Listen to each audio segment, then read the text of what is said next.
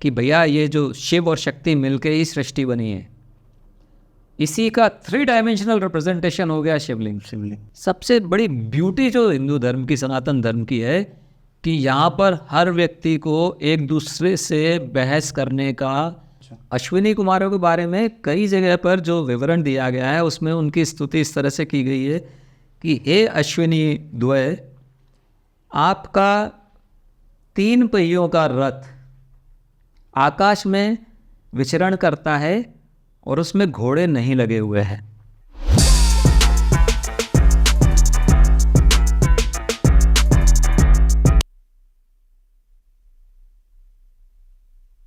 Welcome to the Tarun Sharma show again and hopefully आप सब लोग हेल्दी होंगे, खुश होंगे। तो आज हम बात करने वाले हैं वैदिक कल्चर के बारे में। हमारा जो हिंदू धर्म है वो 4 वेदों के ऊपर ही बसा हुआ है, बना हुआ है। सारे जो हमारे रिचुअल्स हैं वो वैदिक कल्चर से ही आते हैं। पर लेकिन हम लोग इस समय में अपने वैदिक कल्चर को भूल चुके हैं और हम लोग आज उसी बारे में बात करेंगे श्री विवेक शुक्ला जी से, जो कि ऑथर हैं द इमॉर्टल सीक्रेट के, जो कि इसी बारे में है।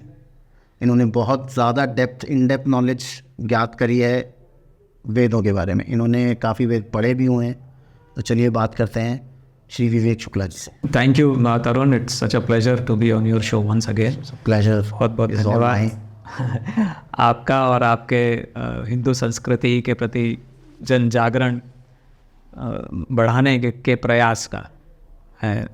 हार्दिक धन्यवाद करता हूँ, साधुवाद देता हूँ आपको और आपके सभी दर्शकों को। जहाँ तक संबंध वेदों का है तो ये अब तो सर्ववेदित है और सर्वमान्य है कि वेद जो हैं वो सबसे प्राचीन ग्रंथ हैं मानव जाति के इतिहास में, सभ्यता में। और लिखित हाँ, जो लिपिबद्ध किए गए हैं, वो जो रचनाएं हैं वो सबसे प्राचीन है। उनसे प्राचीन अभी तक मिला नहीं है और मिलना मुश्किल भी है। हज़ारों वर्ष पहले लिखे गए थे। 4 वेद हैं, ऋग्वेद, यजुर्वेद, सामवेद और अथर्ववेद। ऋग्वेद ज्ञान से रिलेटेड है, जिसमें कुछ स्तुतियाँ हैं और कुछ नॉलेज है। हालांकि वो जो सूक्तियाँ जिस तरह से हैं संस्कृत भाषा में हैं, तो उनमें अगर आप पढ़ेंगे तो आपको पहले नज़र में, अगर आप सरसरी निगाह से जिसे कहते हैं या करसरी ग्लांस जिसे कहते हैं, उसमें अगर आप देखेंगे तो आपको शायद मज़ा नहीं आएगा। आप बहुत जल्दी बोर हो जाएंगे और आप 2, 4, 6 पन्ने पढ़ने के बाद छोड़ भी सकते हैं। लेकिन अगर आप एक ओपन माइंड से इनको पढ़ेंगे और ये सोच के पढ़ेंगे कि ये जो भी कुछ लिखा गया है, ये इसके पीछे कुछ ना कुछ उद्देश्य है, कुछ ना कुछ संदेश है, जो लिखने वाले ऋषियों ने ये सोचकर लिखा है कि आगे आने वाली पीढ़ियाँ या हज़ारों वर्ष तक जो भी मनुष्य जाति है या जो भी आगे चल के होगा, उनको इससे कुछ न कुछ ज्ञान मिलेगा। यहाँ पर मैं एक चीज़ क्लियर कर दूँ कि ऋग्वेद किसी एक व्यक्ति का लिखा हुआ नहीं है। मैं ये पूछने ही वाला था कि कितने सालों में लिखा गया है या किसी एक ने लिखा या? हाँ, नहीं, ये more than 300 rishis have written this. Basically Rigveda एक कंपाइलेशन है 300 से भी ज़्यादा ऋषियों की जो रचनाएं हैं, जो डेफिनेटली 300 ऋषियों की रचनाएं हैं, तो एक ही दिन की नहीं हो सकती या एक ही स्थान की नहीं हो सकती। ऐसा नहीं है कि कोई कॉन्फ्रेंस हुई और सारे के सारे उसमें आए और सबने ऋग्वेद की रचना की, ऐसा नहीं है। अलग अलग कालखंड में, अलग अलग समय पे, अलग अलग जगह पे 300 से ज़्यादा ऋषियों ने जो रचनाएं की, उनका संकलन जो है वो ऋग्वेद के फॉर्म में हमारे सामने आया। तो उसमें अथाह भंडार है ज्ञान का। उसमें बहुत सी चीज़ें ऐसी हैं जो कि इस तरफ इंगित करती हैं कि उस समय जो उनके सामने, जो उन्होंने देखा या जो उन्होंने महसूस किया या जो उन्होंने ऑब्जर्व किया, वो आज की परिस्थिति में, आज की साइंस के लिए बहुत या तो गूढ़ है, उसको समझना मुश्किल है, और या फिर बहुत उन्नत किस्म का है। वैदिक कल्चर है कितना पुराना?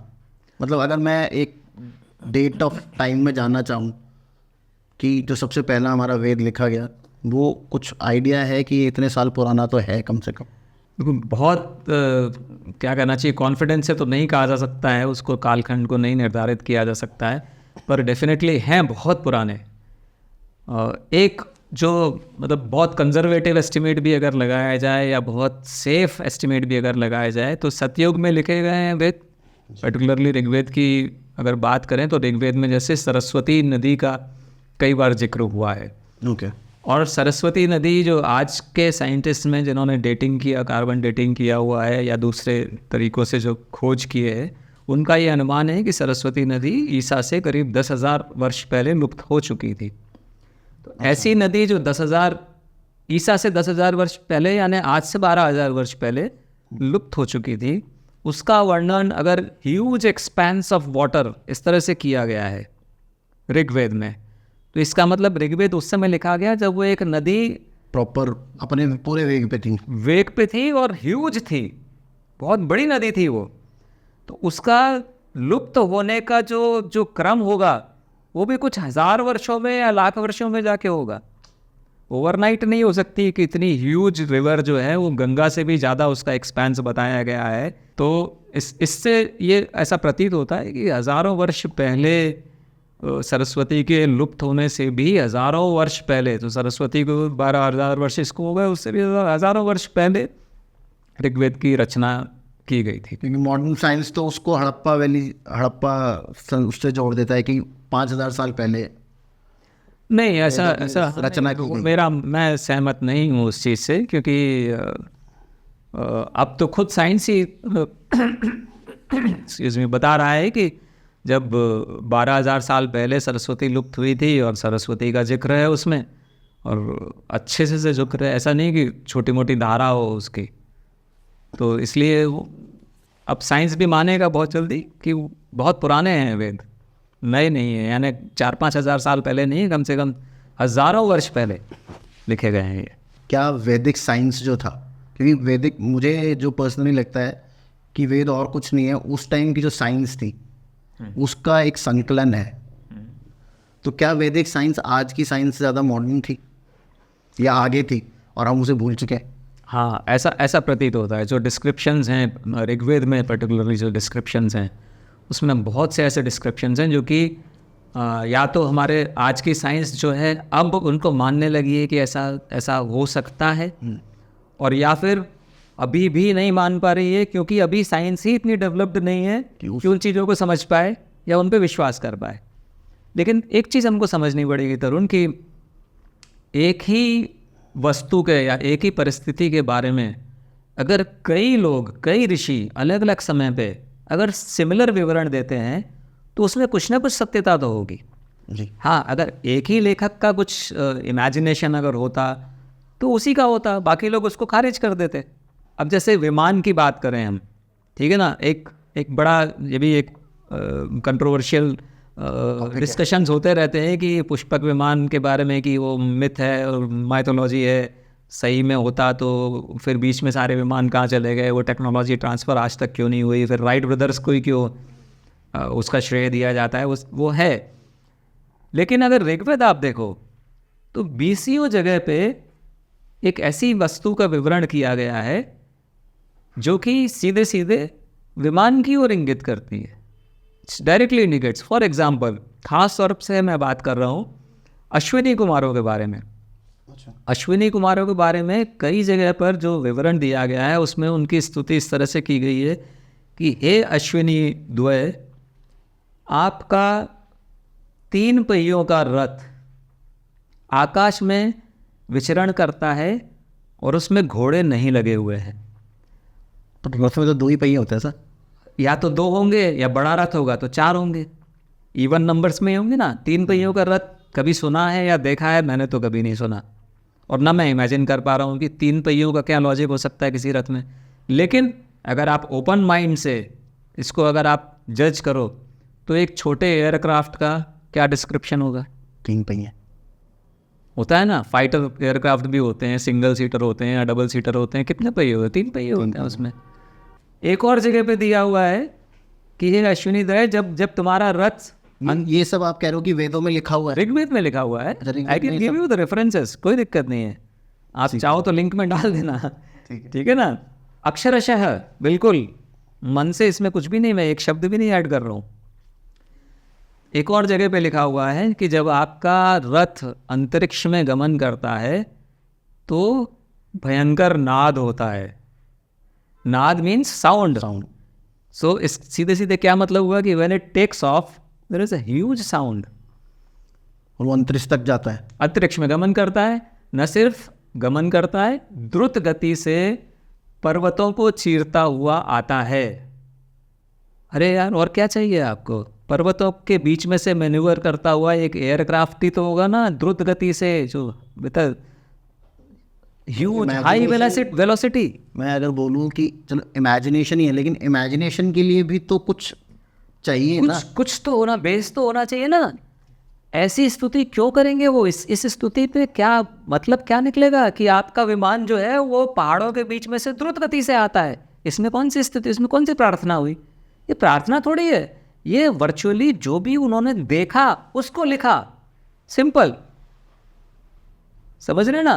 तो इसमें इसीलिए मैंने कहा कि ऋग्वेद में कुछ चीज़ें तो ऐसी हैं जो कि सीधे सीधे उनका ऑब्जर्वेशन है और कुछ ज्ञान से रिलेटेड है। जैसे जब वो सूर्य की बात करते हैं तो सूर्य में 7 घोड़े लगे हुए हैं, ठीक है। सप्तरश्मि वर्ड आता है उसमें, यानी उनको ये भी मालूम है कि लाइट के 7 कलर्स हैं, ठीक है। यहाँ पर उनका ज्ञान आ गया। उसमें 360 मेखला लगी हुई है। मेखला यानी जो स्पोक्स जैसे कहते हैं, ठीक है। ईयर का हो गया सीधे सीधे, ठीक है। उसमें ये भी दिया हुआ है कि पृथ्वी सूर्य के चारों तरफ घूमती है। किस तरह से घूमती है? जैसे खूंटे से गढ़ी हुई गाय। अगर खूंटे से गढ़ी हुई गाय है तो उसकी रस्सी तुड़ा के एक पर्टिकुलर मैक्सिमम ऑर्बिट में ही घूम सकती है, उसके बाहर नहीं जा सकती। तो they are talking about the gravitational force between earth and sun. So मतलब उस टाइम पे हिंदू वैदिक कल्चर में लोगों को पता था कि अर्थ फ्लैट नहीं है, वो सूर्य के घूम रही है। जबकि गैलीलियो को इसीलिए जेल में डाल दिया था, तो उसने बोला था कि अर्थ गोल है ना कि फ्लैट। हाँ बिल्कुल, ये तो कब से है, भूगोल शब्द ही उस पर पड़ा हुआ है। वराह अवतार जो गोल गेंद के आकार के उसको निकाल के लेके आए हैं पृथ्वी को जल में से, तो ये तो सदियों से। और जितनी भी एस्ट्रोनॉमिकल जितनी भी डिस्कवरीज हुई हैं, एस्ट्रोनॉमी, वो सिद्धि तभी होती हैं जब पृथ्वी गोल हो। फॉर एग्जांपल आर्यभट्ट ने इसमें बड़ा शानदार काम किया है एस्ट्रोनॉमी के ऊपर। He is one of the, I mean उनके जैसा जीनियस मेरे को नहीं लगता कि शायद आइंस्टाइन भी अगर उनको पढ़े होते तो उनको सैल्यूट ही किए होते, कि उन्होंने हज़ारों साल पहले, हो सकता है किया भी हो। हाँ, उन्होंने जो गणनाएं की हैं उन्होंने क्लियरली दिया हुआ है कि पृथ्वी अपनी धुरी पर घूमती है और 23 घंटे, आई डोंट एग्जैक्टली रिमेंबर, लेकिन लास्ट जो उसका है 4.1 सेकेंड्स। वो जो लीप ईयर का भी उन्होंने उसमें वो कर रखा है, लीप ईयर का भी दिया है, लेकिन अपनी स्थिति पे 24 घंटे में 23 घंटे 59 minute 4.1 seconds, something like that. और आज की गणना क्या कहती है? पहले तो वो सेम ही है, 4.1 की जगह 4.09 सेकेंड्स, यानी सेकेंड के 100वें हिस्से तक की एक्यूरेसी निकाली है आर्यभट्ट ने। उन्होंने बहुत क्लियरली दिया है कि पृथ्वी सूर्य के चारों तरफ कितने दिन में, 365 दिन 6 घंटे, क्लियरली निकाला हुआ है। मैंने तो कहीं पढ़ा था कि वो 6 घंटे के बाद भी कुछ सेकंड होते हैं, वो लीप ईयर आता है जिसमें एक दिन और एक्स्ट्रा ऐड हो जाता है। हाँ, उसमें उन्होंने वो सेकंड भी काउंट कर, वो भी काउंट किए हुए हैं। फिर उन्होंने ग्रहण का एक्सप्लेन किया हुआ है कि जब पृथ्वी और सूर्य के बीच में चंद्रमा आता है तब ग्रहण होता है, या चंद्रमा और सूर्य के बीच में पृथ्वी आती है तब ग्रहण होता है। तो वहाँ से ही उन्होंने बहुत क्लियरली दिया हुआ है कि it's spherical in shape, it's not flat. तो बहुत सी चीज़ें ऐसी हैं जो कि आप कह सकते हो कि ये चीज़ें आज की तारीख में समझ में आ गई हैं साइंस को, इसलिए इन पे अब विवाद नहीं है, इनको मिथ नहीं बोला जाता। आज से 200-300 साल पहले इनको भी मिथ ही बोला जाता। अभी जब वहाँ बैठ के ऑफ कैमरा बात कर रहे थे तो आपने कुछ एक ऋषि का नाम बताया था जिन्होंने एटॉमिक कणाद, हाँ, उसके ऊपर परमाणु, बिल्कुल पर्टिकुलरली।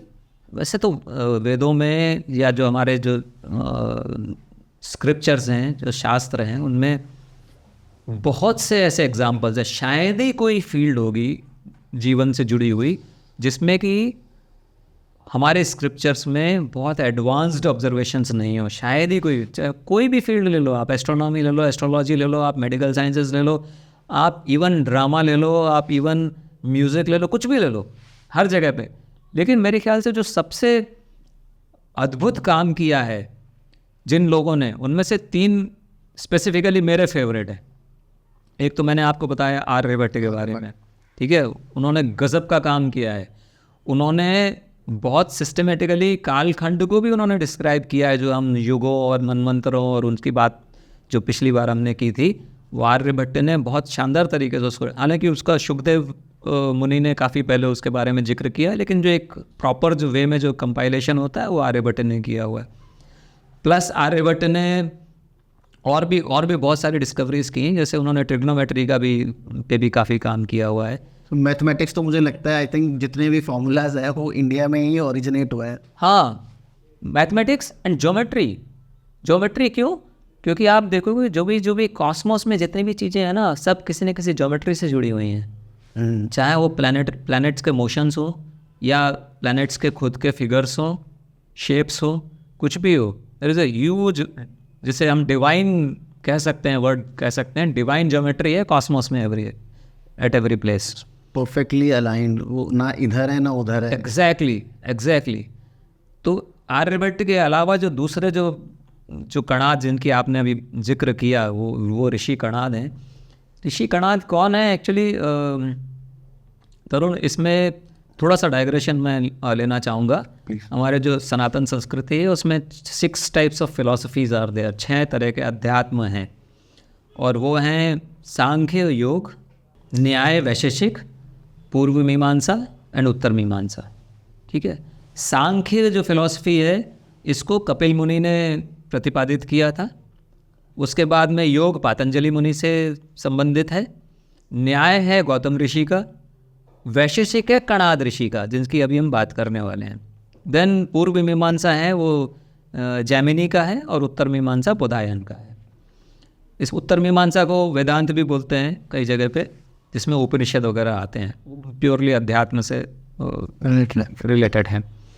तो जो वैशेषिक जो फिलॉसफी है, फिलोसफिकल सिस्टम है जो कणाद ऋषि ने दिया, उन्होंने 2-3 चीज़ें बड़ी अच्छी की।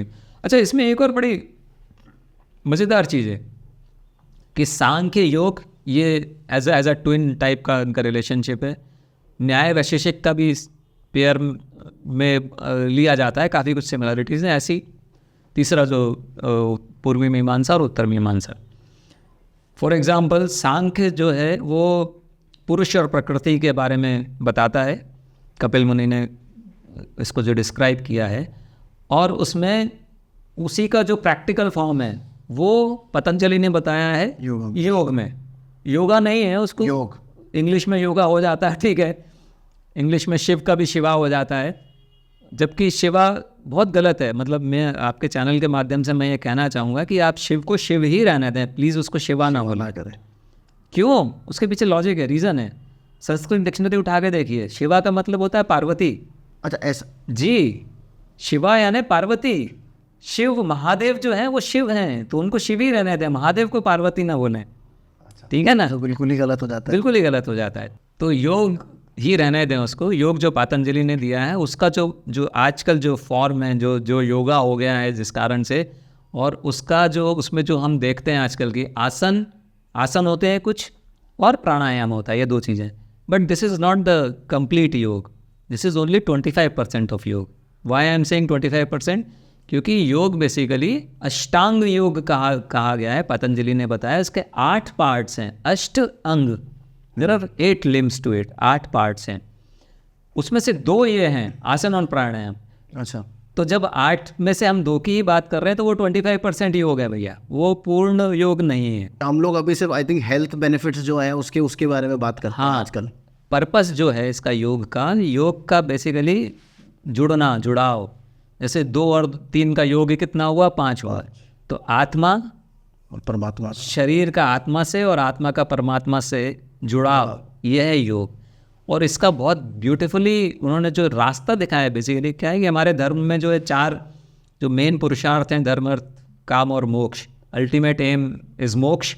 मोक्ष तक पहुंचने के लिए अब इतनी शानदार, आप सोचिए जो ऋषियों ने हमारे जो इवन उन्होंने मोक्ष तक पहुंचने का भी इतना सरलीकरण कर दिया कि कैसे आप वहाँ तक पहुँच सकते हैं, उसके लिए उन्होंने स्टेप्स भी क्रिएट कर दिए। सबसे पहले यम, नियम, आसन, प्राणायाम, प्रत्याहार, धारणा, ध्यान और समाधि। तो ये रास्ता है टुवर्ड्स मोक्ष। समाधि यानी willingly, samadhi is not mrityu, there is a difference between mrityu and samadhi. दोनों में आत्मा शरीर से अलग होती है।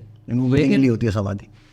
समाधि में वॉलंटरीली होती है, मृत्यु में वॉलंटरीली नहीं होती, ठीक है ना। समाधि में ऐच्छिक जिसे कहते हैं, इसीलिए जो महापुरुष होते हैं, जो बड़े बड़े, जैसे प्रभु श्री राम हुए या दूसरे जो हुए, वो उन्होंने समाधि लेते हैं, उन्होंने इच्छा से त्याग किया।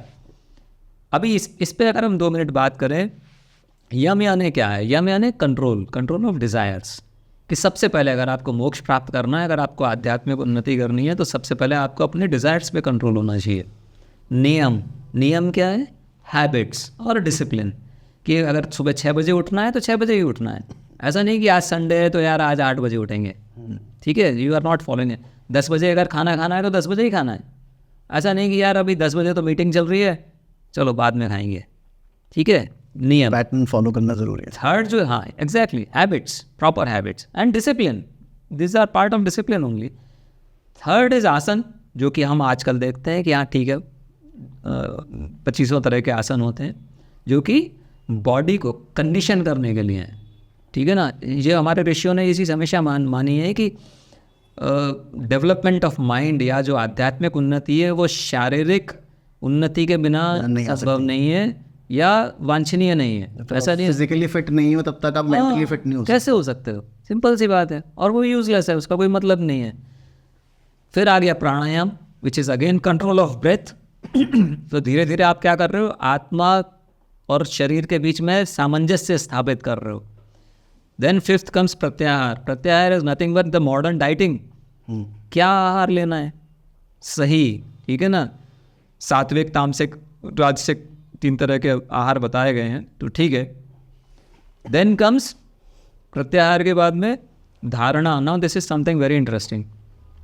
धारणा is what? Your attitude, thought process. अभी ये हमने पीएमए जो हम कहते हैं ना, पॉजिटिव मेंटल एटीट्यूड, और हम स्वेट मार्डन और डेल कार्नेगी और इन सब की किताबें पढ़ते हैं। मैनिफेस्टेशन वर्ड यूज़ करने लग गए आजकल हम लोग। सोच, हाँ, पॉजिटिव थिंकिंग, वो सारी चीज़ें ये पिछले 100 साल में डेल कार्नेगी और स्वेट मार्डन इन लोगों की किताबें पढ़ के हम लोग जिक्र करते हैं और बड़े खुश होते हैं कि बड़ी अच्छी चीज़ें हैं। ये तो पतंजलि ने कितने हज़ारों साल पहले जो गेस किया गया है, जो कि हमारे जो लिटरेचर में कहा गया है, उसमें कहा गया है कि पतंजलि महावीर जैन और महात्मा बुद्ध के समकालीन थे, यानी ईसा से करीब 500-600 वर्ष पहले। तो भी आज से 2500 साल पहले हुए, ठीक है ना। हालांकि मेरे हिसाब से वो और भी पहले रहे होंगे। चलो फिर भी हम, योग तो आई थिंक हमारे पास, हाँ पता नहीं, हज़ारों साल शिव से आया हुआ है। शिव तो आदि योगी कहे गए हैं, प्रथम योगी हैं वो तो, ठीक है। तो ये धारणा, ये कंसेप्ट कि एटीट्यूड आपका जो है, this is very very important, ये वहाँ से आया हुआ हज़ारों साल पहले से, जो कि अब मॉडर्न लाइफ में उसकी इम्पोर्टेंस आजकल बताई जाती है। ज़्यादातर नॉन फिक्शन जो बुक्स हैं वो इन्हीं सब चीज़ों पे लिखी जाती हैं। देन कम्स योर ध्यान, is meditation, and last is समाधि, मीन्स वॉलंटरीली। समाधि भी मज़ेदार बात यह है कि वहाँ पर वो कंट्रोल आ जाता है आपका कि आत्मा शरीर से निकलती भी है और वापस भी आ जाती है, वो होती है समाधि। मतलब एस्ट्रल प्रोजेक्शन। इतना आपका कंट्रोल हो जाता है अपने सोल के ऊपर कि आप चाहें जब मर्जी आप निकलें। जो हमारी नाथ परंपरा, जिस पे पर्टिकुलरली मैंने एक किताब लिखी है जो इमॉर्टल सीक्रेट है, वो पूरे नाथ परंपरा पे लिखी है। इसमें गोरखनाथ, मत्स्येंद्र नाथ, बड़े बड़े नाथ योगी हुए हैं और इनको ये सिद्धि प्राप्त थी। इसमें एक दिलचस्प, मैं थोड़ा डाइवर्जन लेके आपको सुनाता हूँ। शंकराचार्य जी जो 8वीं 9वीं शताब्दी में हुए थे, जिन्होंने आदि शंकराचार्य, जिन्होंने हिंदू बहुत ज़बरदस्त काम किया हिंदुओं को संगठित करने में, मठों की स्थापना की, और 4 उनके जो सबसे बड़े मठ हैं, वो उन्होंने जब अपने अद्वैतवाद का प्रचार करना शुरू किया तो बहुत से ज्ञानी पुरुषों ने उनके साथ में शास्त्रार्थ किया, उन्होंने सबको पराजित कर दिया। आखिरी में क्या हुआ, आखिरी में एक मंडन मिश्र करके एक बहुत ज्ञानी व्यक्ति थे, द्वैतवाद के प्रचारक थे, उनसे उनका शास्त्रार्थ हुआ और उन्होंने मंडन मिश्र को भी पराजित कर दिया। लेकिन मंडन मिश्र की जो पत्नी थी उभया भारती, वो भी बहुत ज्ञानी थी। उन्होंने फिर चैलेंज किया उनको, शंकराचार्य, कि मैं भी शास्त्रार्थ करना चाहती हूँ। सबसे बड़ी ब्यूटी जो हिंदू धर्म की, सनातन धर्म की है कि यहाँ पर हर व्यक्ति को एक दूसरे से बहस करने का, एक दूसरे पे डाउट करने का, एक दूसरे की बात समझने का और अपनी बात समझाने का शानदार जरिया है यार। डिस्कशन, शास्त्रार्थ इतने इतने, और वो एक बहुत बड़े हमारा जो सनातन संस्कृति है उसकी सबसे बड़ी मेरे हिसाब से खासियत दो ही हैं, एक तो फ्लेक्सिबिलिटी और दूसरी इंक्विजिटिवनेस। पर सो फ्लेक्सिबिलिटी, आई थिंक आजकल के ज़माने में तो आई थिंक फ्लेक्सिबिलिटी थोड़ी सी अब नेगेटिव उसमें चली जा रही है, क्योंकि हम लोग कुछ ज़्यादा ही फ्लेक्सिबल हो गए। हाँ, उसके अपने रिपरकशंस हैं। तो क्या हुआ कि उभया भारती ने जब उनको चैलेंज किया तो शास्त्रार्थ के बीच में उन्होंने एक ऐसा प्रश्न कर लिया जो कि केवल एक स्त्री बता सकती है। अब आदि शंकराचार्य तो बाल ब्रह्मचारी थे, तो ये was caught in a trap. उनको नहीं समझ में आया कि इसका क्या आंसर होना चाहिए, तो उन्होंने समय मांगा उनसे कि आप मुझे समय दीजिए। फिर क्या हुआ, उनके एक शिष्य ने उन्हें ये सजेशन दिया कि आप गुरु मत्स्येंद्र नाथ जी से इसका सवाल का जवाब लीजिए। तो वो आदि शंकराचार्य ने मत्स्येंद्र नाथ जी से सबसे पहले ये दीक्षा ली, ये सीखा कि आत्मा शरीर से कैसे बाहर निकले और कैसे वापस आए, जो हम समाधि की बात कर रहे थे अभी।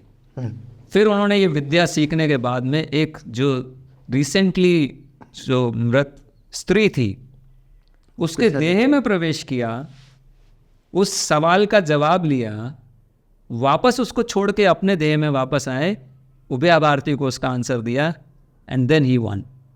तो ये सब डॉक्यूमेंटेड है? ये डॉक्यूमेंटेड है। नाथ परंपरा के जो पुस्तकें हैं उसमें ये डॉक्यूमेंटेड है। आप कहोगे तो मैं आपको रेफरेंस दे दूंगा इसका कि ये कहाँ से मैंने कहाँ पढ़ा था इसे। लेकिन ये this is difference between death and समाधि, ठीक है। और बड़े बड़े ऋषि जो मुनि जो हुआ करते थे इसीलिए समाधि लिया करते थे। उनको ये समझ में आ जाता था the moment you understand that soul and body are separate, जो कि हमारे संस्कृति में हमेशा से कहा गया है कि आत्मा तो नश्वर है और शरीर नष्ट होता है, कपड़े की तरह है। जब वो जर्जर हो जाता है तो आत्मा उसको भागने से कोई फ़ायदा नहीं, उसको आत्मा जो है उसको छोड़ के दूसरा शरीर ग्रहण करती है। आत्मा नश्वर है, जो गीता में भी कहा है, नैनम छिन्दन्ति वाला जो श्लोक भी श्री कृष्ण जी ने भी वही कहा है। तो ये हमेशा से पुरातन काल से ये चीज़ फिलॉसफी चली आ रही है। ये इसमें कुछ भी अब धीरे धीरे साइंस भी, आई होप कि they will also start understanding. I think अब तो वेस्टर्न वो भी इस चीज़ को मानने लगे हैं कि सोल होती है। तो ये उसका है कि ये जो 6 फिलॉसफीज़ हैं उसमें फिर जब ये हो गया आपका योग हो गया, देन कम्स योर न्याय, जो कि गौतम मुनि ने इसको प्रतिपादित किया और वो इस पर आधारित है। उसका बेस जो है कि जो भी प्रत्यक्ष है वही सत्य है, जो कि आजकल सब मानते हैं, जो कि भाई आजकल जो हमारे न्यायपालिका शायद वो न्याय उसी फिलॉसफी से इसका नाम लिया हुआ है। न्याय का न्याय यही कहता है कि भैया सबूत है तो ठीक है, नहीं तो कुछ नहीं।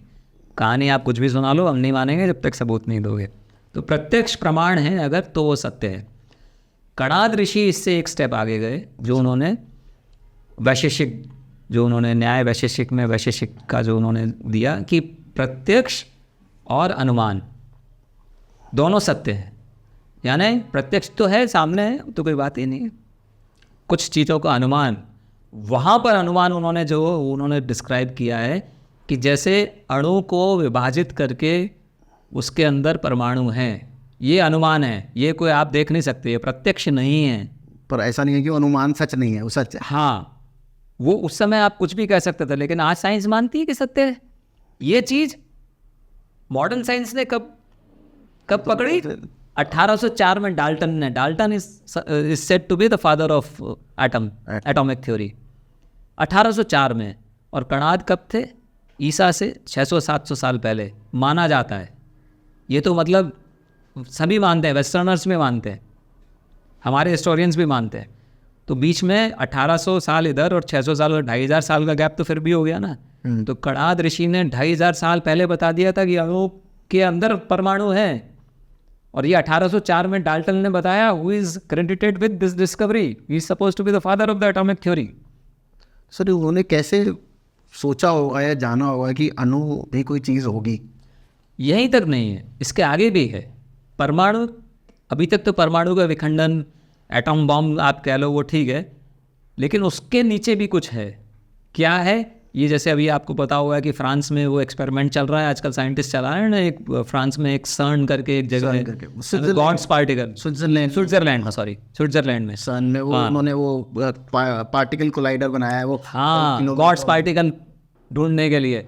वो क्या है गॉड्स पार्टिकल? यानी वो भी अब सोचने लगे ना कि परमाणु के एटम से नीचे भी कुछ है, उसके अंदर भी कुछ है। तो ये चीज़ हमारे यहाँ, हमारी फिलॉसफी में कहाँ से चली आ रही है? शिव का एक नाम है स्थाणु, शिव का पर्याय है स्थाणु। स्थ से स्थित भी होता है और स्थिर भी होता है, यानी परमाणु के अंदर जो है वो शिव है। और हमारी फिलॉसफी ये भी कहती है कि शिव अनंत है, सर्वत्र है, यानी जो एक वाइटल चीज़ है, which is omnipresent, which is present everywhere, और maybe the God's particle कह लो या कुछ भी कह लो, वो शिव हैं। इसीलिए उनका नाम स्थाणु है, एक पर्याय है उनका। तो ये आज की बात नहीं है। अब साइंस मैंने जैसे पिछली बार भी कहा था कि अभी शैशव काल में है, अभी साइंस जो है ना मॉन्टेसरी में है।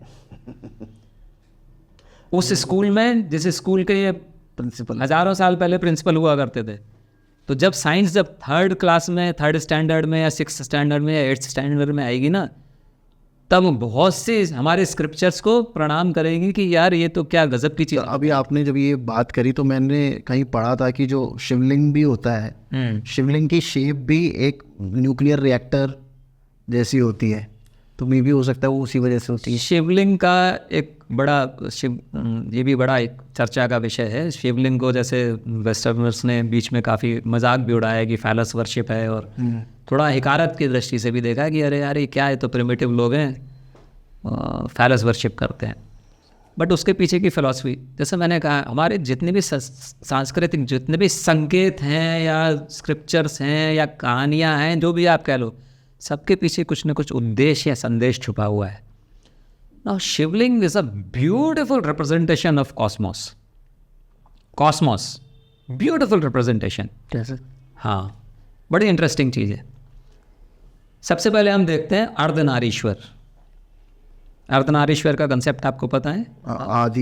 आदि शिव है, आदि शक्ति है। ठीक है। कॉस्मोस में क्या है? विष्णु के अलावा, स्पेस के अलावा टाइम है और एनर्जी है। यहाँ पर अर्धनारीश्वर में शिव जो प्रतीक हैं वो मैटर का प्रतीक है, मैटर, और शक्ति जो है वो एनर्जी है। और ये दो चीज़ों से संयोग से कॉस्मोस बना है, सृष्टि बनी है, दो चीज़ों के संयोग से, शिव और सृष्टि शक्ति के। ठीक है। अभी इसमें क्या है, ये तो हो गया जो हम फोटो देखते हैं, आधा फेस शिव का आधा शक्ति का, वो एक 2 डायमेंशनल रिप्रेजेंटेशन हो गया। मतलब वो कहना चाह रहे हैं जिन्होंने भी इस कंसेप्ट को बनाया, जिन ऋषि ने, कि भैया ये जो शिव और शक्ति मिलके ही सृष्टि बनी है, इसी का 3 डायमेंशनल रिप्रेजेंटेशन हो गया शिवलिंग। उसमें भी दोनों हैं। ठीक है, शिव का भी रिप्रेजेंटेशन है और शक्ति का भी, उसमें लिंग भी है और योनि भी है, 3 डायमेंशनल रिप्रेजेंटेशन है। अब अभी इसमें एक और चीज़ निकल के आती है कि लिंग शब्द का शाब्दिक अर्थ संस्कृत में अगर आप देखो तो वो है चिन्ह, प्रतीक या जेंडर। अभी जेंडर हम क्या पढ़ते हैं? 3 जेंडर पढ़ते हैं, masculine, feminine and neuter gender. ठीक है। पुल्लिंग, स्त्रीलिंग, नपुंसकलिंग। पुल्लिंग स्त्रीलिंग सेम है। नपुंसकलिंग क्या है? Absence of both. What about presence of both? इसके बारे में तो कुछ नहीं। इसके बारे में कुछ नहीं। That becomes the 4th gender, which is Shivling. It's the presence of both. Got the point? मनन करने, चिंतन करने वाली चीज़ है, मनन करने वाली चीज़ है। इसको जब आप डिटेल में जब आप इस पे विचार करोगे तब समझ में आएगा कि दैट इज़ जो शिवलिंग है वो सीधे उन्होंने क्रिएशन ऑफ लाइफ है सर। कॉस्मोस को रिप्रेजेंटेशन करने के लिए। अभी क्या है कि जनरल पब्लिक को अगर आप ये सिखाना शुरू करो कि सृष्टि कैसे उत्पन्न हुई, कि एनर्जी है और मैटर है और एनर्जी मैटर में कन्वर्ट होती है और मैटर एनर्जी में कन्वर्ट होता है, तो आइंस्टाइन भी कह रहे हैं E=mc², उन्होंने इक्वेशन भी दे दी है। तो उसमें तो अभी किसी को कोई विवाद ही नहीं है, कोई डाउट ही नहीं हो सकता कि होते हैं आपस में कन्वर्ट, और ये दो चीज़ें ही होती हैं। ठीक है, तो अगर आप जनमानस को ये सिखाने की कोशिश करते कि भैया सृष्टि कैसे बनी, तो कौन सुनता, किसको इंटरेस्ट। लेकिन वो चीज़ लुप्त ना हो जाए इसलिए उसका कुछ सिंबल बना के, क्योंकि ये इतना गंभीर विषय है, इतनी गंभीर चीज़ है ये, कि उसको लुप्त ना हो जाए इसलिए उसको उन्होंने पूजा से, धर्म से जोड़ के शिवलिंग की स्थापना कर दी कि लोग बाग उससे जुड़े रहें। और कभी ना कभी वो परिस्थितियाँ भी आएंगी जब इसका असली मतलब वापस जानना है। लोग इसके ऊपर विचार करेंगे, इसका असलियत समझेंगे और इसके थ्रू सृष्टि को समझेंगे। That is Shivling, that is it is. ठीक है, देखने में आप कह सकते हो फैलेस वर्शिप में, आई डोंट ब्लेम उनकी सोच वहीं तक थी, उनका परसेप्शन वहीं तक है, तो उन्होंने वहीं तक सोचा। हमारे ऋषि मुनियों ने उसके अंदर कॉस्मोस दिखा दिया यार, इतना ब्यूटीफुल, इतना सिंपल डिस्क्रिप्शन ऑफ कॉस्मोस क्या हो सकता है, कि दोनों हैं, शिव भी है शक्ति भी है, मैटर एनर्जी, और ये स्टेशनरी नहीं है। Fourth gender, it is not stationary, it is dynamic. Dynamic in the sense, या आज आप देख रहे हो कि आधे शिव हैं आधी शक्ति हैं। जब सृष्टि की उत्पन्न हुआ उस समय अगर आप अर्धनारीश्वर देखते तो आपको सिर्फ शक्ति शक्ति दिखेंगी उसमें। धीरे धीरे धीरे उसमें शिव तत्व बढ़ना शुरू होगा जब energy starts getting converted into matter. बढ़ता रहेगा, जब आधे पे आ गया, दोनों इक्वल हो गया, तो जो पहले जो मैटर में कन्वर्ट हुआ वो it starts dying, then energy starts increasing, matter starts dying, energy starts increasing, फिर then again it starts converting. Exactly. प्रलय कब होगी, जब पूरा matter gets converted into energy, that is प्रलय, फिर नया साइकिल शुरू होगा। तो ये डायनामिक है जो फोर्थ जेंडर है, जिसको शिवलिंग से रिप्रेजेंट किया गया है। And it clearly tells you कि बिग बैंग वगैरह सब बात की बातें हैं भैया। इसीलिए वैदिक कल्चर में Shiva is one of the most prominent gods. कंकड़ कंकड़ में शंकर। अब इसका असली अर्थ अब समझ में आया है कि जो स्थाणु है यार हर जगह है, वो है शिव। सर एक बात बताइए, अभी हम लोगों ने वैदिक साइंस के ऊपर बात करी, हम लोग इतने एडवांस थे, इतनी हमारे पास नॉलेज थी, पावर थी कि हम लोग न्यूक्लियर के बारे में, न्यूक्लियर एनर्जी के बारे में भी जानते थे, तो फिर हम लोग पीछे कहाँ रह गए? क्यों हम लोगों के ऊपर एक बाहर से जो आप चाहे उनको अरेबिक वो मान लीजिए इन्वेजन्स हुए या मंगोल इन्वेजन्स हुए, क्यों वो लोग एक तलवार लेके आते थे और हम जो कि इतने एडवांस सिविलाइजेशन थे क्यों उनसे हार जाते थे? हाँ, एक कहावत भी है कि इतिहास तलवार के दम पे लिखा जाता है। मे भी इसी वजह से लिखा कलम से जाता है लेकिन तलवार के दम पे लिखा जाता है। तो कलम बड़ी या तलवार, इस पे जब तक आप अहिंसा के युग में हैं या अहिंसा के माहौल में हैं तब तक डेफिनेटली कलम काफ़ी शक्तिशाली है विचारों के आदान प्रदान में, सृजन में, उनके उत्थान में। लेकिन कहीं ना कहीं जाके आपको शस्त्र भी चाहिए शास्त्र के साथ। तो हम लोग ज़्यादा शास्त्र हाँ, ऐसा लगता है कि हम लोग शास्त्र में इतने ज़्यादा उलझ गए कि बीच के पीरियड में, है ना, पहले तो शस्त्र और शास्त्र साथ साथ ही चलते थे।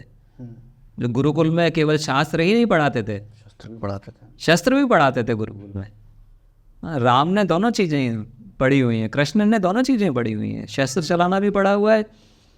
विश्वामित्र जी ने जब उनको, या वशिष्ठ जी ने जब उनको शास्त्रों की का ज्ञान दिया है, शिक्षा दी है, उस समय शस्त्रों का भी दिया है। बल्कि आई थिंक सर पहले के टाइम में मुझे लगता है ऋषि मुनि ही सबसे पावरफुल लोग होते थे युद्ध के टाइम पे। हाँ, उनके पास में सारे शस्त्रों का भी ज्ञान था, केवल शास्त्रों का ही नहीं।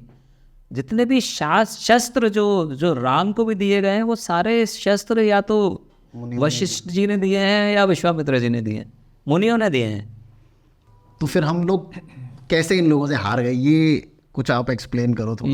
ये बड़ा चिंतन मनन का विषय है कि बीच में शायद हम भूल गए कि दोनों का प्रॉपर बैलेंस होना जरूरी है, शस्त्र का भी और शास्त्र का भी। हेल्दी माइंड भी ज़रूरी है, हेल्दी बॉडी भी ज़रूरी है, दोनों का। उसमें हम ये नहीं कह सकते कि केवल माइंड हेल्दी रख लो और आप आईसीयू में पड़े पड़े और ज्ञान देते रहो, उसका भी कोई मतलब नहीं है, ठीक है ना। या आप बॉडी तो बहुत अच्छी बना लो लेकिन ज्ञान बिल्कुल नहीं है। तो हिस्ट्री में आपको एक पिन पॉइंट कर सकते हो आप कोई कि यहाँ से हमारा थोड़ा सा फिजिकल पतन शुरू हो गया रादर देन मेंटल? इन्वेशंस को पकड़ सकते हैं हम कि कौन से राजा के बाद से थोड़ा सा लेवल डाउन Decline। हमारा आर्मी माइट का, जो कि क्योंकि हमको तो पता ही नहीं है कि हमको तो अभी अगर मैं आज से 100 साल पहले चला जाऊँ तो अशोका को भी एज अ मिथ ही माना जाता था कि वो था नहीं था, उसके बारे में भी थोड़ा सा एम्बिग्यूटी थी कि ऐसा कोई राजा था। आई थिंक मेरा ये मानना है कि गुप्त वंश जो 3री-4थी शताब्दी ईसा के बाद में था, पर्टिकुलरली जिसमें चंद्रगुप्त हुए, चंद्रगुप्त विक्रमादित्य के नाम से भी जाना जाता है जिनको। अशोक तो ईसा से पहले हुए थे, वो मौर्य वंश के अंतिम महान शासक थे।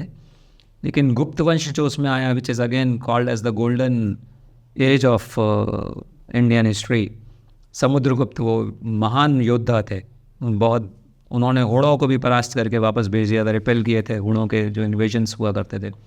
उसके बाद में फिर डिसइंटीग्रेशन हैपन। चंद्रगुप्त और समुद्रगुप्त के टाइम में बहुत बड़ा जो भूभाग है जिसको हम सनातन संस्कृति में आर्यावर्त बोला करते थे या जम्बूद्वीप बोला करते, बहुत बड़ा भूभाग जो है वो इनके अंडर में था, एक ही रूल के अंडर में था, अखंड भारत जिसे कहते हैं। अखंड भारत कहते हैं, जिसमें पाकिस्तान और अफगानिस्तान इवन हिंदू कुश पर्वत तक हुआ करता था, इनका साम्राज्य फैला हुआ था। या इधर चले जाएं आप तो बांग्लादेश तो था ही, डेफिनेटली वो तभी तक ही था। उसके बाद बर्मा और उसके नीचे भी जो इंडोनेशिया, कंबोडिया, ये सब भी। तो उसके बाद में लेकिन जब विखंडन शुरू हुआ जो साम्राज्य का, तो उसके बाद में जो बड़े जो आते हैं, नाम आते हैं, वो नॉर्थ में जैसे इनका आता, हर्षवर्धन का आता है, कन्नौज के जो राजा थे। हालांकि उतना बड़े भूभाग पे फिर किसी का कब्जा हो नहीं पाया। वो एक रीज़न रहा कि हमारे जो आपसी फूट कह लो या आपसी ईर्ष्या के कारण से जो यूनिटी एक बार जो डिसइंटीग्रेट जो हुई, उस कारण से ऑब्वियसली जब यूनिटी में ही स्ट्रेंथ होती है, तो जब यूनिटी चली गई तो स्ट्रेंथ चला गया, उससे बाहरी लोगों को आक्रमण करने का अवसर भी मिला और उनको सफलता भी मिली। कितने हजार साल से ज़्यादा के इन्वेजन्स हमने देखे हैं, तो एटलीस्ट 1000 साल तो मिलेगा उनको रिपेल किया है। हाँ, रिपेल भी किया है। वो एक महानता है, वो एक हमारे इनर स्ट्रेंथ जिसे कहते हैं हमारी संस्कृति की। और उसके पीछे जो पहले भी हमने बात की है कि सबसे बड़ा रीज़न मैं जो मानता हूँ कि उसकी फ्लेक्सिबिलिटी और इनक्विजिटिवनेस। कोई भी कट्टर चीज़ ज़्यादा दिन तक नहीं रह सकती, चाहे वो हिटलर हो या कोई और हो। कट्टरता बहुत जल्दी क्रम्बल होती है। तो सनातन संस्कृति का हज़ारों साल से चले आने का एक बहुत बड़ा रीज़न है कि यार इससे ज़्यादा फ्लेक्सिबिलिटी क्या। आप ईश्वर को मानते हो तो भी आप अच्छे हो, नहीं मानते हो तो भी अच्छे हो। आप मूर्ति पूजा करते हो, बहुत बढ़िया है। आप नहीं करते हो, बहुत बढ़िया है। हाँ, आप बुद्ध जो सनातन जो ब्राह्मणवाद से जो सनातन संस्कृति से थोड़ा हट के उन्होंने वो भी अवतार विष्णु के अवतार, मतलब गजब की फ्लेक्सिबिलिटी है यार। और वही रीज़न है कंटिन्यूएशन का, वही रीज़न है सर्वाइवल। जो पेड़ झुक जाते हैं वो तूफान में बच जाते हैं, जो एग्जैक्टली, वेरी गुड एग्जांपल। तो सर अभी हम वैदिक कल्चर के ऊपर, वैदिक साइंस के ऊपर बात कर रहे थे, और आपने एक बुक लिखी है जिसमें एक ऐसे मंत्र के बारे में आपने बताया है जिससे आप अमर हो सकते हैं, मतलब इमॉर्टल बीइंग हो सकते हैं। तो उसके बारे में थोड़ा सा एक्सप्लेन करो कि वो कौन से वेद में है और वो क्या मंत्र है। हाँ तरुण, सबसे पहले तो जैसे मैं बार बार बोलता हूँ, या आपके साथ में भी जो बात हो रही थी, कि मेरा ये विश्वास है कि जो भी हमारे वेदों में या शास्त्रों में या पुराणों में जो भी चीज़ें कही गई हैं, लिखी गई हैं, उनके पीछे कुछ ना कुछ संदेश या उद्देश्य ज़रूर है। हो सकता है उसमें से कुछ हमें समझ में आए, कुछ नहीं आए। तो ये जो मंत्र है ये बेसिकली ऋग्वेद का मंत्र है, और ऋग्वेद के 7वें मंडल के 4थे अध्याय में ऐसे दिया हुआ है। और इसको हम जानते हैं महामृत्युंजय मंत्र के नाम से, शिव का जो शिव का है। तो ये वैसे तो ऊपरी तौर पर तो हमें ये लगता है कि ये शिव की प्रार्थना है, और हम सभी इसका मंत्र का जाप भी करते हैं, और शिव प्रसन्न होते हैं। और ये भी मान्यता है कि इसके जाप करने से जो रोगी होते हैं या जो जर्जर अवस्था में होते हैं या मृत्युशैया पर होते हैं वो भी ठीक हो जाते हैं। फिर इसका शाब्दिक अर्थ जब हम देखते हैं संस्कृत लैंग्वेज के हिसाब से, तो महा तो खैर सबको पता है, महा मीन्स ग्रेट। मृत्युंजय का अर्थ होता है मृत्यु पे जय प्राप्त करने वाला, या जिसने मृत्यु पे विजय प्राप्त की या उसको करने का, मृत्यु से के ऊपर विजय से संबंधित मृत्युंजय। महाकाल का भी नाम है, शिव का भी नाम है, मृत्युंजय कहते हैं उन्हें। मंत्र का जो शाब्दिक अर्थ है, अभी संस्कृत में क्या होता है, एक ही शब्द के कई अर्थ होते हैं। तो जब आप संस्कृत डिक्शनरी देखेंगे तो उसमें आपको मिलेगा कि मंत्र का एक अर्थ है होता है रहस्य। अब इसके हिसाब से महामृत्युंजय मंत्र, इसका लिटरल ट्रांसलेशन क्या हो गया? द ग्रेट, जीत का रहस्य। हाँ, द ग्रेट सीक्रेट। महा इज द ग्रेट, मंत्र is secret, Mrityunjaya the great secret of winning over death और the great secret of immortality. ये सीधा सीधा इसका शीर्षक ही दिया हुआ है मंत्र का, ठीक है ना। तो जब ये शीर्षक दिया हुआ है और ये ऋग्वेद में है ये मंत्र, हालांकि ऋग्वेद में इस मंत्र के साथ में महामृत्युंजय शब्द का इस्तेमाल नहीं हुआ है, महामृत्युंजय मंत्र करके नहीं लिखा हुआ है, नॉर्मल ऋग्वेद की ऋचा है ये, जैसे बाकी सारे हैं वैसे इसमें। लिटरल ट्रांसलेशन, इसका जो नॉर्मल ट्रांसलेशन, जो प्रचलित ट्रांसलेशन है, वो ये कहता है कि हम 3 नेत्रों वाले ओम त्र्यंबकम यजामहे सुगंधिम पुष्टि वर्धनम उर्वारुकविव वंदना मृत्युर्मक्षी यमामृतात्। मैं एक एग्जाम्पल छोटा सा सही दूंगा क्योंकि पूरा तो फिर किताब में है, ये आप पढ़ ही सकते हैं कि सुगंधिम पुष्टि वर्धनम, सुगंधी किसी भी आयुर्वेद के जानकार से आप पता कीजिएगा, सुगंधी कहा जाता है गंधक को, सल्फर को, ठीक है, वो हो गया। देन जो 3 नेम्स ऑफ शिव हैं उनमें से एक है पारा, यानी मरकरी। मरकरी वैसे बहुत जगह पे डिस्क्रिप्शन उसका वो वर्णन है। वेरी राइट, मरकरी एक अद्भुत मेटल है वो, हाँ, ठीक है ना, जो कि नॉर्मल रूम टेम्परेचर पे लिक्विड रहता है।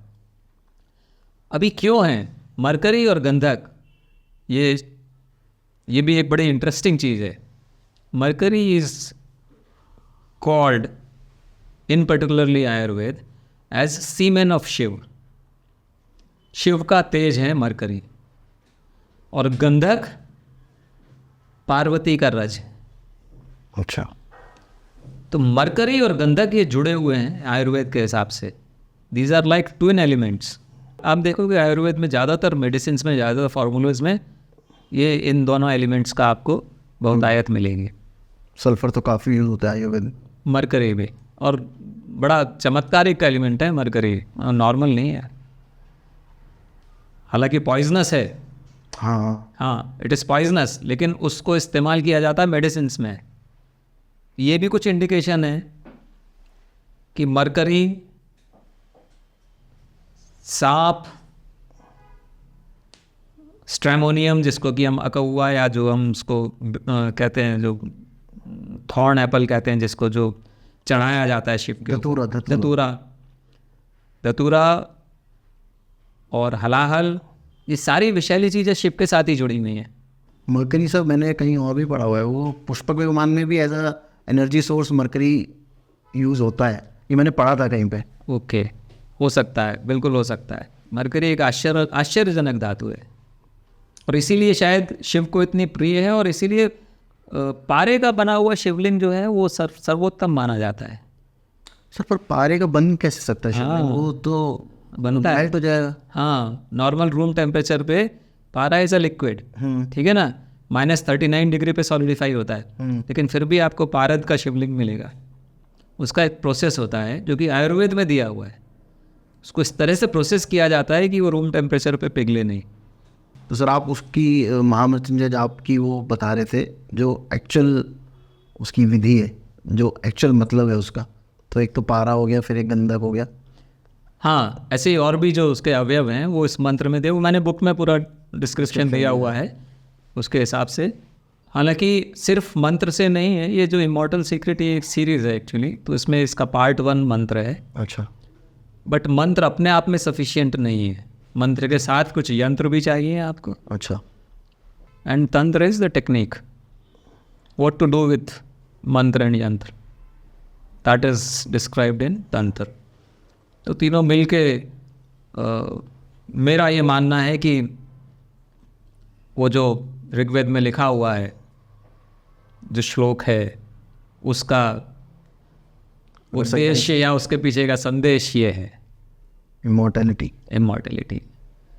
First step is longevity, second is ultimate is immortality.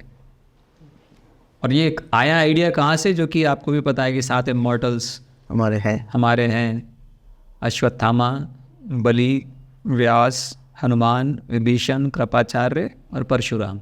तो प्रश्न ये जो मैंने कहा ना कि हमारे संस्कृति में बहुत अच्छी चीज़ है इनक्विजिटिवनेस, प्रश्न पूछना, उस पर विचार करना, मनन करना, आँख बंद करके नहीं स्वीकार करना, कोशिश करना कि उसके पीछे क्या है रीज़न। तो जब हम उस पर, जो कि मैंने आपके अंदर भी देखा, आपने कई प्रश्न मुझसे इस तरह से पूछे ऑफ कैमरा ऑल्सो, कि ये 7 अगर अमर हैं, पहली चीज़ तो ये कि ये हैं कि नहीं है। हाँ, इस पे भी एक डिबेट उस पर भी डिबेट चलती है। तो बड़ी सिंपल सी चीज़ है कि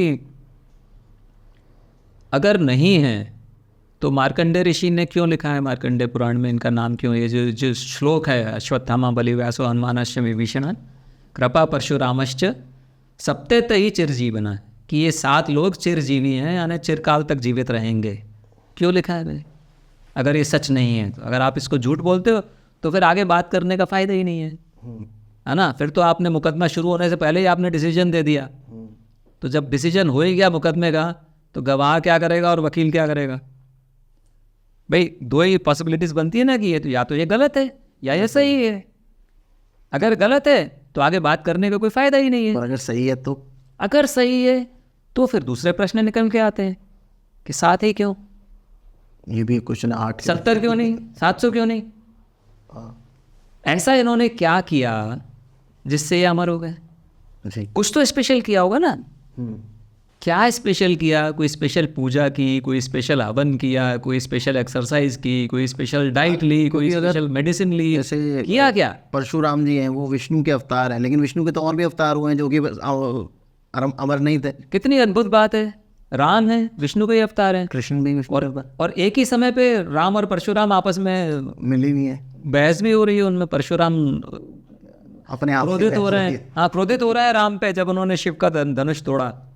तो परशुराम वॉज वेरी फ्यूरियस, बहुत नाराज हुए थे उन पे, शिव का धनुष तोड़ने। शिव उनके आराध्य थे। तो फिर ये 7 ही क्यों है? हाँ, प्रश्न यहाँ से आया है कि पहले तो 7 ही क्यों हैं, और दूसरा प्रश्न है कि उन्होंने किया क्या ऐसा स्पेशल, क्या किया? कुछ तो किया होगा ना। तो जब इस पे जब फर्दर जो रिसर्च किया, जो तो ख़ास तौर से नाथ परंपरा में, जिसमें कि हमने पहले बात किया था कि शिव जो हैं वो आदिनाथ हैं, आदिनाथ ही कहे जाते हैं, आदि योगी भी कहे जाते हैं, आदिनाथ भी कहे जाते हैं।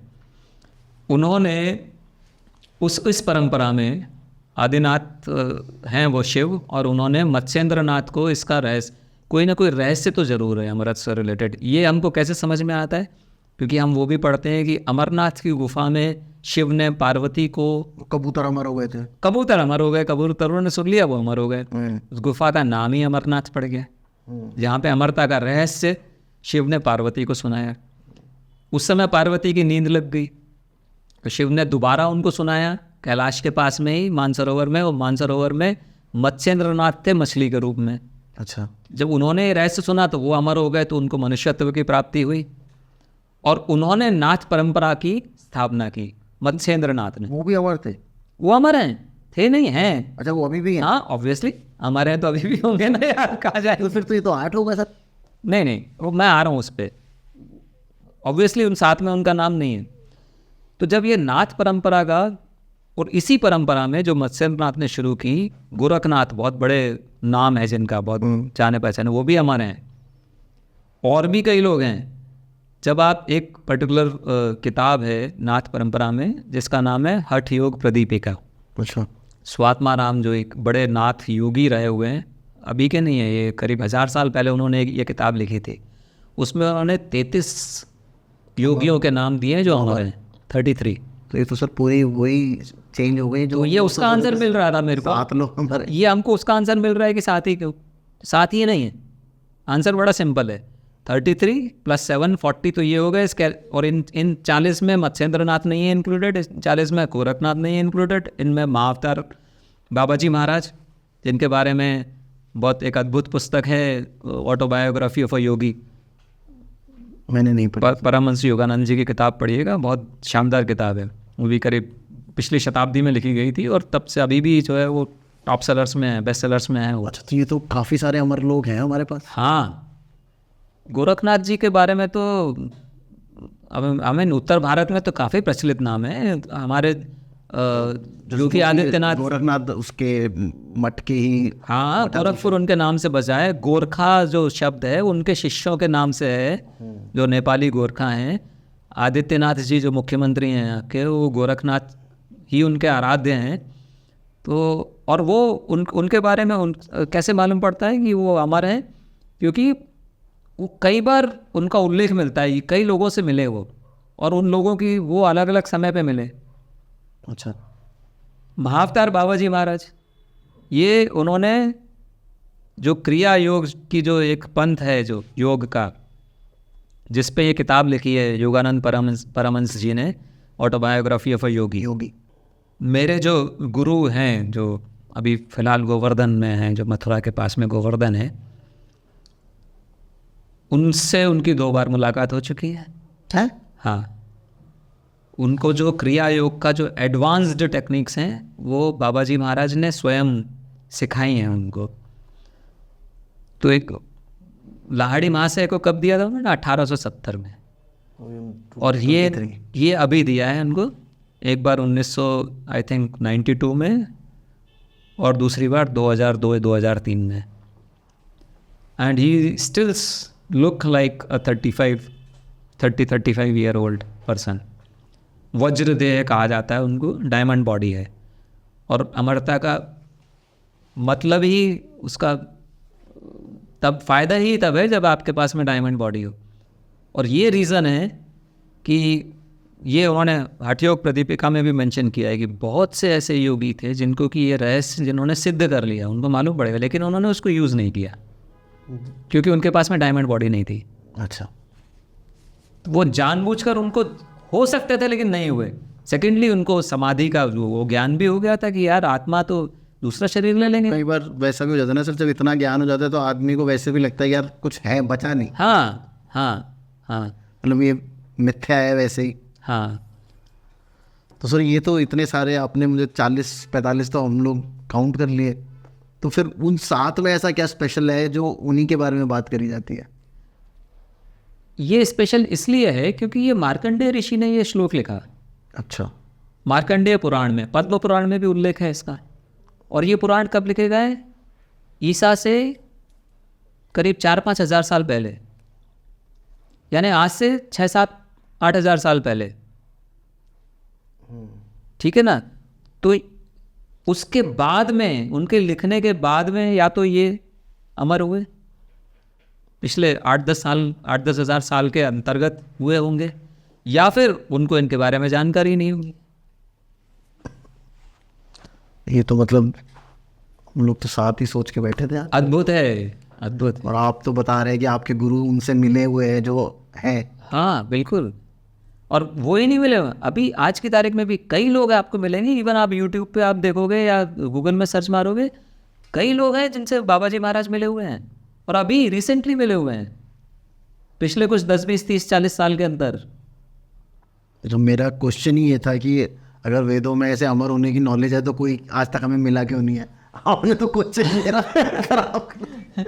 अच्छा, इसका एक और रीज़न है, एक और इसका रीज़न है कि मैं सिंपल तरीके से एग्जांपल लेता हूँ कि अगर ये मंत्र या जो भी टेक्निक है, जो भी कुछ है, अगर सिंपल है और तो हर कोई क्यों नहीं कर सकता। कर सकता?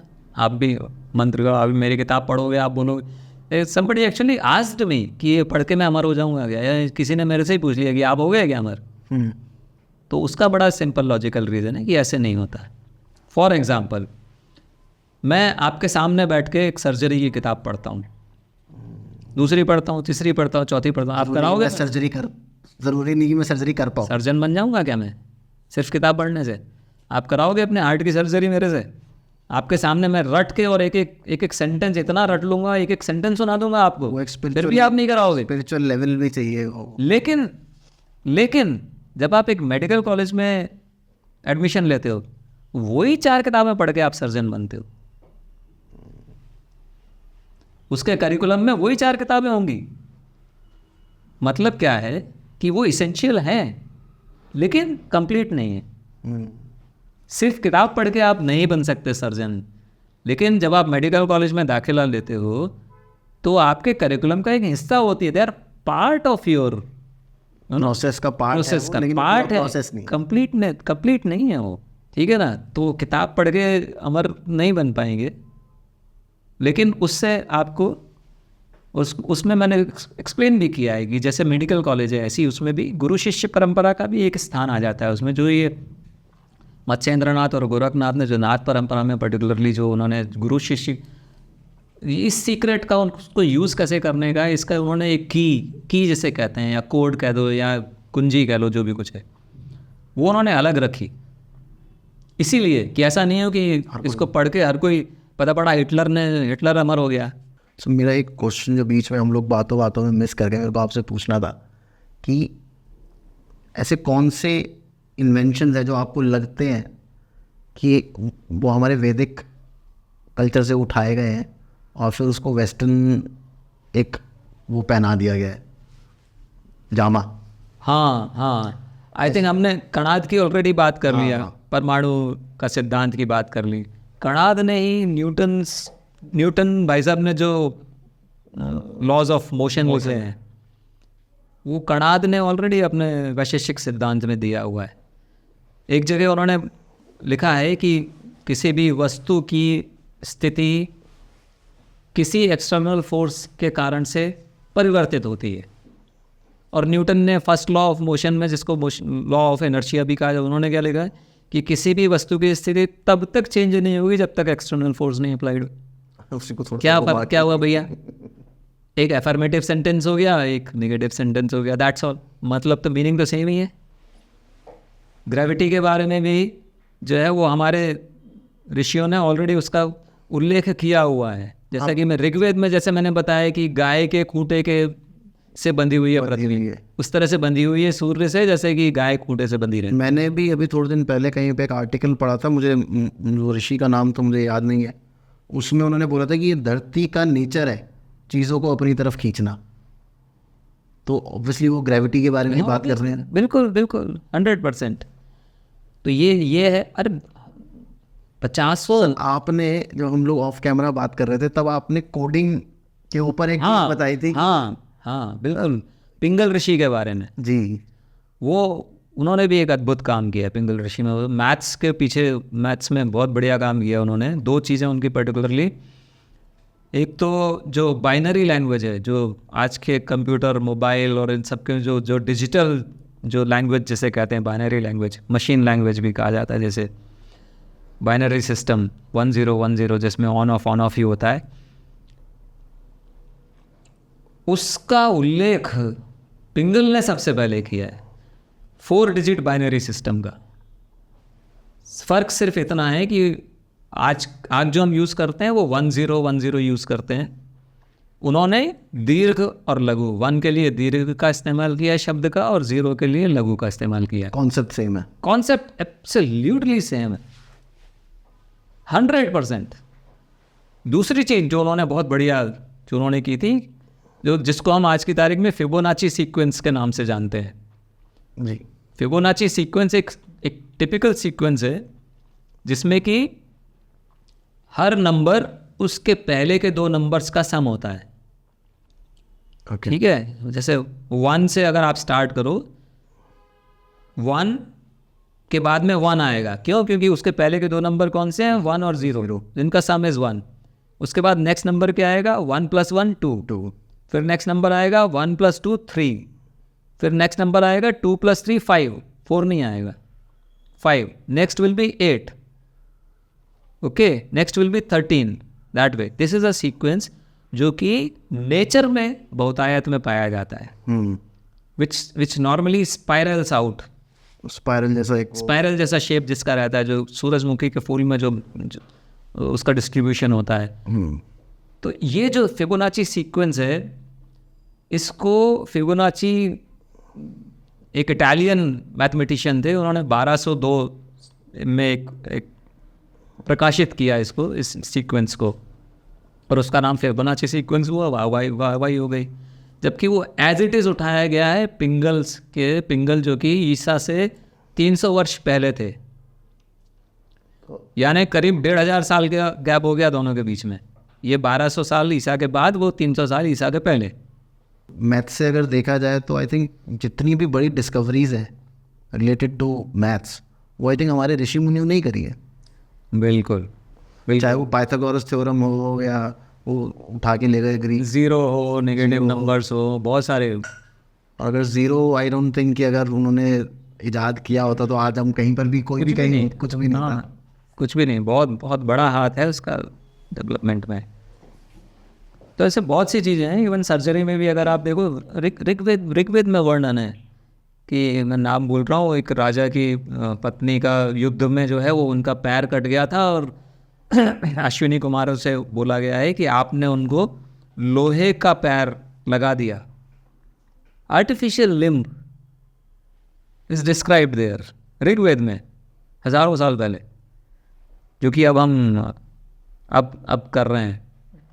शल्य चिकित्सा के बारे में भी आई थिंक सबसे पहले हमारे वेदों में। हाँ, सुश्रुत ने उसके बारे में, देन मेडिसिन में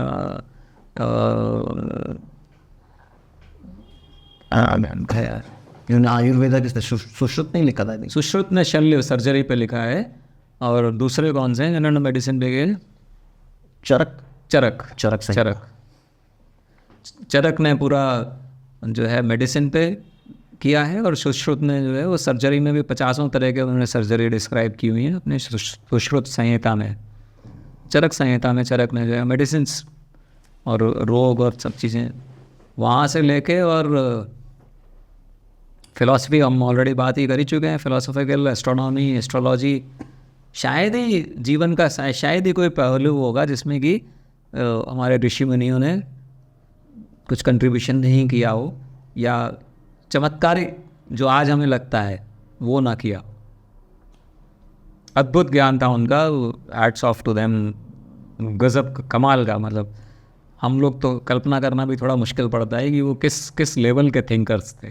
तो जैसे अभी वो आपने बताया, उन्होंने जब वो अणु का जो उन्होंने कैसे सोचा होगा, मुझे तो ये लगता है कि भाई वो जो आउट ऑफ बॉडी जो एक्सपीरियंस होता है, उसमें आपकी जो आत्मा होती है वो इतनी सूक्ष्म हो जाती होगी कि आप उस लेवल तक जाके चीज़ों को आई थिंक देख सकते हैं, उनको जांच सकते हैं, परख सकते हैं। तो वहीं से पता चला होगा। अदरवाइज़ तो ये ऐसा कॉन्सेप्ट सोचना भी बहुत डिफ़िकल्ट है, बहुत मुश्किल है।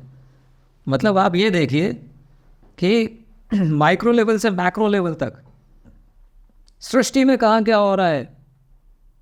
हाँ, आकाश गंगा क्या बोला उसको? गंगा की तरह प्रवाहित हो रही है, स्टेशनरी नहीं है वो। अभी वो बोलते नहीं, लाइट्स मूविंग तरह चलती है। इट्स मूविंग, डायनामिक है उसका, इट्स नॉट स्टेशनरी। ये उनको तब, आज आप देख लो, आपको हमेशा स्टेशनरी देखेंगे यार। देखने से समझ में आएगा कि इट्स मूविंग। और वो भी उसका पथ भी उन्होंने, ऑर्बिट भी डिसाइड कर लिया, उसका टाइमिंग भी डिसाइड कर लिया। इतना लार्ज स्केल पे थिंक किया उन्होंने। और उसी स्केल पे वो माइक्रो लेवल पे कर लिया उन्होंने। अणुओं के अंदर परमाणु, और उसके अंदर भी कुछ है, उसके अंदर भी स्थाणु, गॉड्स पार्टिकल कहोगे आप उसे, या जो भी कुछ कहोगे। तो माइन्यूट से लेके और मैग्नीट्यूड में जो वास्टनेस है, शायद ही कोई चीज़ छोड़ी है। ना ही किसी कल्चर में आई डोंट थिंक कि इस बारे में बात भी करी, सवाल ही नहीं होता। जो थोड़ा बहुत जो ग्रीक फिलोसफर्स हुए हैं, जैसे कि पर्टिकुलरली एस्ट्रोनॉमी से रिलेटेड, अरस्तु हुए या सुकरात हुए या टोलेमी हुए।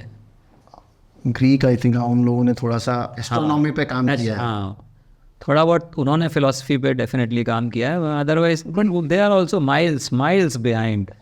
सर इसी उसके साथ हम लोग इस पॉडकास्ट का एंड करते हैं। साइंस को भी टाइम लगेगा हमारे लेवल पे पहुंचने में। बिल्कुल। तो आई होप आपको ये एपिसोड बहुत पसंद आएगा। आई होप आपके अंदर एक अपने रिलीजन को लेके, अपने कल्चर को लेके थोड़ा सा एक प्राइड हम लोग जगा पाएंगे कि आप वापस उस वैदिक संस्कृति को जान सके, पहचान सके। और आपको ये वीडियो अच्छा लगे तो प्लीज़ सब्सक्राइब करना मत भूलिएगा, इसको लाइक करना मत भूलिएगा, लोगों को शेयर करना मत भूलिए। शेयर करना बहुत इंपॉर्टेंट है, क्योंकि जितने लोग इसको देखेंगे उतने लोग ज़्यादा वापस हमारे वैदिक संस्कृति से जुड़ पाएंगे। तो thank you so much for watching and stay healthy.